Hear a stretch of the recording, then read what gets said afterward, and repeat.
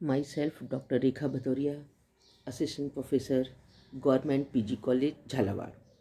बच्चों, आज हम बीए सेकेंड ईयर की हमारे चैप्टर जो है जनजातीय आंदोलन, उस आंदोलन की बात करेंगे। हम देखते हैं कि जो आंदोलन है वो सामूहिक व्यवहार का एक रूप है और यह उद्विकास, प्रगति और विकास की भांति ही परिवर्तन लाने का एक ढंग भी है। मानव जो अपने व्यवहार की अभिव्यक्ति या उसकी प्रस्तुति दो प्रकार से कर सकता है। एक तो अपने बिल्कुल व्यक्तिगत तौर पर और दूसरा एक समूह बनाकर, मतलब सामूहिक तौर पर। जब हम सामूहिक तौर पर किसी बात को व्यक्त करते हैं और जो उसके साथ व्यवहार करते हैं तो वो या तो समाज का भलाई के लिए होता है, समाज को पोषक प्रदान करता है, या उसका विरोध करता है। उसका जो रूप होता है वो विरोधी रूप होता है। और आंदोलन का संचालन जो है समाज तथा संस्कृति में नवीन परिवर्तन लाने या नवीन परिवर्तनों का जो पहले से परिवर्तन आए हैं उनका विरोध करने के लिए होता है। आंदोलनों का जो उद्देश्य है वो या तो सामाजिक होगा, धार्मिक होगा, या आर्थिक होगा, या राजनीतिक क्षेत्र में आंशिक या आमूल रूप में परिवर्तन लाना हो सकता है। अन्य शताब्दियों की तुलना में हम देखते हैं कि 20वीं शताब्दी में सबसे ज़्यादा आंदोलन हुए हैं। इसी शताब्दी में रूस और चीन में बड़े पैमाने पर क्रांतियां हुई। इटली में भी फासीवाद तथा जर्मनी में नाजीवाद का उदय हुआ और कई राष्ट्रों में साम्राज्यवाद से मुक्ति पाने तथा स्वतंत्र होने के लिए आंदोलन किए गए। आधुनिक समाज में अधिक चेतन और गतिशील होने के लिए आंदोलन की ओर से अधिक आकृष्ट होते हैं। हम देखते हैं कि वर्तमान समय में भी अनेक मजदूर आंदोलन भी हुए। फ्रांस और रूस में चीन की क्रांतियों के उद्देश्य राजनीतिक सत्ता में परिवर्तन और भारत में ब्रह्म समाज, आर्य समाज, थियोसोफिल सोसाइटी, रामकृष्ण मिशन आदि द्वारा चलाए गए आंदोलन का उद्देश्य जो था वो धार्मिक एवं सामाजिक क्षेत्रों में परिवर्तन एवं सुधार लाना था। असम के छात्रों द्वारा संचालित आंदोलनों का उद्देश्य वहाँ के विदेशियों को निकालना रहा।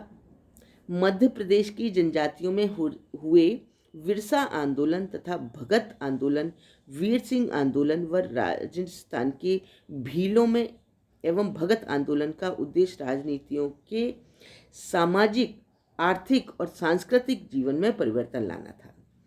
कई बार कुप्रथाओं से मुक्ति पाने के लिए भी आंदोलन किए जाते हैं। जैसे भारतीय राष्ट्रीय आंदोलन में भारतीयों में राष्ट्रीय एकता का संचार किया और देश की गुलामी की जंजीरों से मुक्त कराने के लिए देशवासियों में चेतना जागृत की। उसी के परिणाम स्वरूप 15 अगस्त 1947 को भारत स्वतंत्र हुआ। कबीर, नानक, राजा राम मोहन राय एवं गांधी जी द्वारा चलाए गए आंदोलनों का उद्देश्य भारतीय समाज में प्रचलित रूढ़ियों, बुराइयों, अंधविश्वासों को दूर कर एक स्वस्थ एवं सुदृढ़ समाज की स्थापना करना रहा। अब हम देखते हैं कि कई समाज शास्त्रियों ने अपनी अपनी परिभाषाओं के द्वारा अपने शब्दों में प्रकट किया है। जैसे हार्टन एवं हंट लिखते हैं कि आंदोलन जो है वो समाज अथवा उसके सदस्यों में परिवर्तन लाने अथवा उसका विरोध करने का एक सामूहिक प्रयास होता है। दूसरी परिभाषा दी है थियोडोरसन ने। उन्होंने लिखा है कि आंदोलन सामूहिक व्यवहार का एक महत्वपूर्ण स्वरूप है जिसमें परिवर्तन लाने अथवा इसका विरोध करने में सहयोग देने के लिए लोगों को बहुत बड़ी संख्या में संगठित एवं जागरूक किया जाता है। अतः हम देखते हैं कि आंदोलन का जो उद्देश्य है वो समाज अथवा संस्कृति में कोई आंशिक अथवा पूर्ण परिवर्तन लाना अथवा परिवर्तन का विरोध करना होता है। आंदोलन में कई व्यक्ति अनौपचारिक रूप से सम्मिलित होते हैं, अतः वह एक सामाजिक क्रिया एवं सामूहिक प्रयास है। प्रत्येक आंदोलन एवं विशिष्ट परिस्थितियों की देन होता है। अब हम बात करेंगे कि सामाजिक आंदोलन की क्या क्या विशेषताएं हैं। तो जो पहली विशेषता है वो सामाजिक परिवर्तन का एक स्वरूप। सामाजिक परिवर्तन का एक स्वरूप का मतलब है कि जब आंदोलन सामाजिक परिवर्तन का ही एक ढंग या स्वरूप है, जिसमें आंदोलन का उद्देश्य समाज में परिवर्तन लाना या परिवर्तनों का विरोध करना होता है। जब कोई आंदोलन सफल हो जाता है तो वह अपने लक्ष्यों के अनुरूप समाज में परिवर्तन ले आता है। दूसरा है निश्चित उद्देश्य, कि किसी भी आंदोलन करने के लिए या प्रत्येक आंदोलन का कोई ना कोई निश्चित उद्देश्य अवश्य होता है और इस उद्देश्य की प्राप्ति के लिए ही लोग संगठित एवं जागरूक होकर उसके विरोध में या अपनी कोई बात रखने के लिए हम आंदोलन का एक आवश्यक रूप से उस बात का समर्थन करते हैं जो एक आंदोलन का उद्देश्य होता है। तीसरा है संकट अथवा समस्या, मतलब प्रत्येक आंदोलन का जन्म किसी न किसी संकट अथवा समस्या के कारण ही होता है। जब समाज में कोई ऐसी स्थिति पैदा हो जाती है कि जिसे लोग और सामाजिक सहन नहीं कर पाते और अधिक सहन नहीं कर पाते तो उसे हटाने का प्रयास करते हैं, और जब उसको हटाने का उद्देश्य होता है तो हम एक सामाजिक शक्ति के रूप में एक आंदोलन चलाते हैं और उस आंदोलन के द्वारा उसके स्थान पर नई व्यवस्था लाने के लिए आंदोलन करते हैं।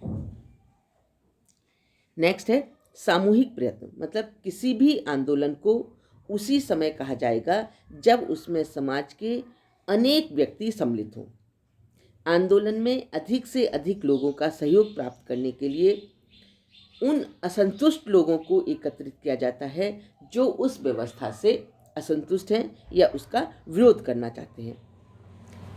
जब अधिक से अधिक लोगों का सहयोग प्राप्त किया जाता है तो उसे सामूहिक व्यवहार के रूप में प्रेरित किया जाता है।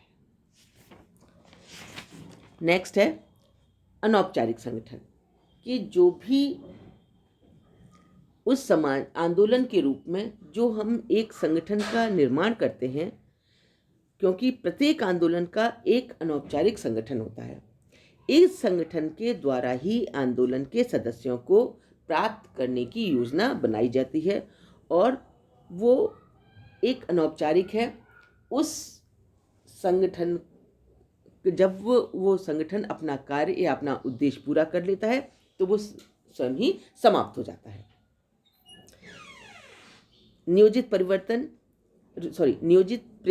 कि जब हम कोई भी व्यवस्था को लाने का प्रयास करते हैं या उसके विरोध में कार्य करते हैं, विरोध का प्रदर्शन करते हैं, तो जो संगठन कार्य करता है आंदोलन के रूप में, तो सबसे पहले आंदोलन के विभिन्न चरणों में पूरा करने के लिए एक सामूहिक प्रयास किए जाते हैं और ये प्रयास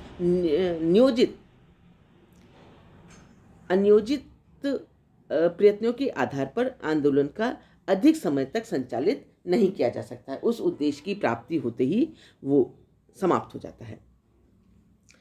अवैधता तथा समाज विरोधी प्रकृति, चूँकि अधिकांश आंदोलन का उद्देश्य वर्तमान व्यवस्था में आंशिक या पूर्ण परिवर्तन लाना होता है, अतः जिसे प्रचलित व्यवस्था अथवा सत्ता मान्यता नहीं देती है, अतः आंदोलन अवैध माने जाते हैं और उन्हें समाज या समाज विरोधी करार दे दिया जाता है। लेकिन फिर भी लोग अपना प्रयास करते रहते हैं।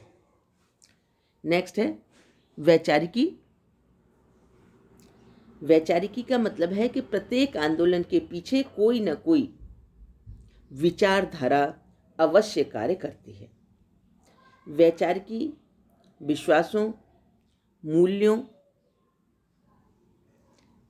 मतों तथा प्रवृत्तियों का एक संगठन होता है जिसमें मानव के भूतकाल के अनुभव जुड़े रहते हैं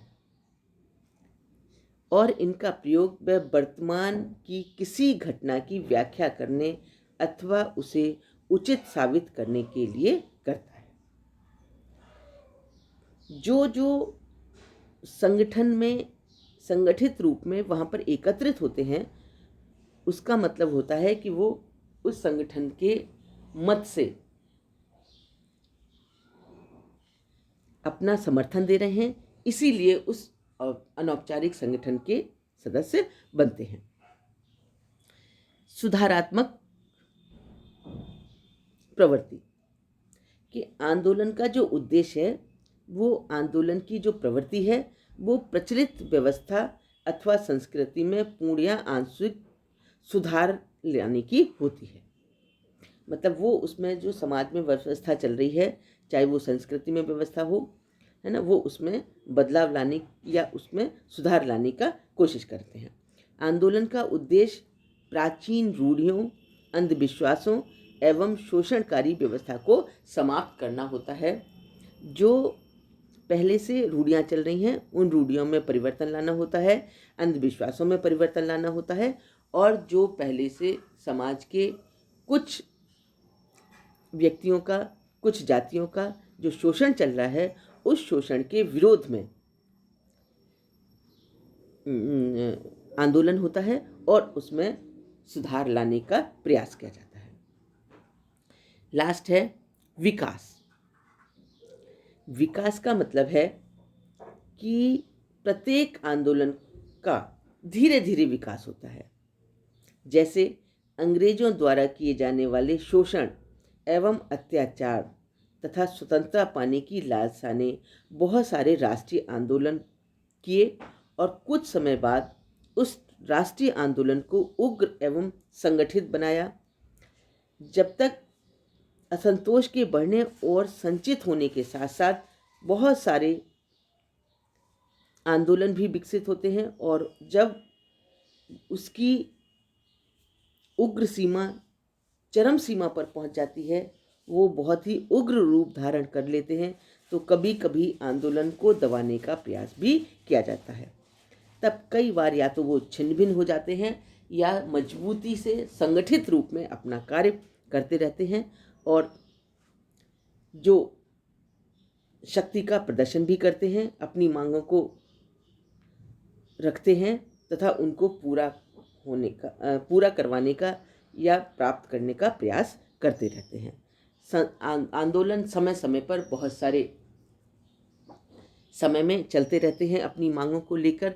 जैसे आज वर्तमान समय में बिल्कुल एक किसान आंदोलन चल रहा है, वो अपनी मांग को पूरा करने के लिए संगठित रूप में कार्य कर रहा है और अपनी मांगों को रख रहा है। धन्यवाद।